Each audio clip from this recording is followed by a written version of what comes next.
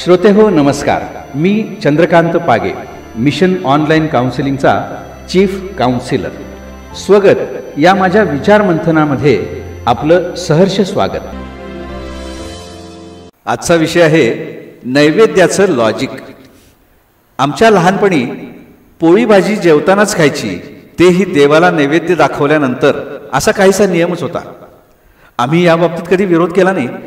तेव्हा बऱ्याचदा जोंधळ्याच्या लाह्यांचं पीठ हा नाश्ता असायचा. दूध गुळात कालवलेल्या पिठाचा मोठा लाडू करून आजी एक एक नातवंडांच्या हातात द्यायची. तो एक मोठा लाडू खाल्ल्यानंतर बराच वेळ भूक लागायचीच नाही.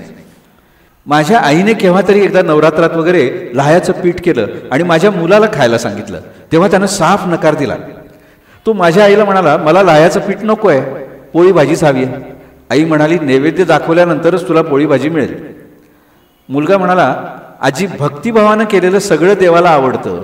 देव प्रत्यक्ष कधीही काही खात नाही. देवाला आपण कारल्याच्या भाजीचा नैवेद्य का दाखवत नाही? आपल्याला जे आवडतं त्याचाच नैवेद्य दाखवतो आणि ते आपणच खातो.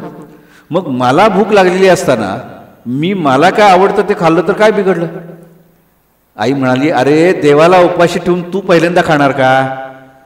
मुलगा म्हणाला, अगं आजी, एवढं सांगूनही तुला पटत नसेल तर तू मला पोळी भाजी दे आणि त्याला या लाह्याच्या पिठाचा नैवेद्य दाखव ना बिंदास्त, म्हणजे आम्ही दोघंही खुश. श्रोते हो, मी बाजूलाच काहीतरी करत बसलो होतो. मला कौतुक वाटलं ते मुलाच्या लॉजिकचं.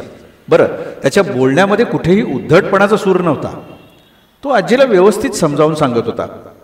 तेव्हापासून एक गोष्ट लक्षात आली की निरागस मुलात देव दिसला पाहिजे. भुकेलेल्या बाळाकडे दुर्लक्ष करून दगडाच्या देवाला नैवेद्य दाखवण्यात कसलं लॉजिक आहे?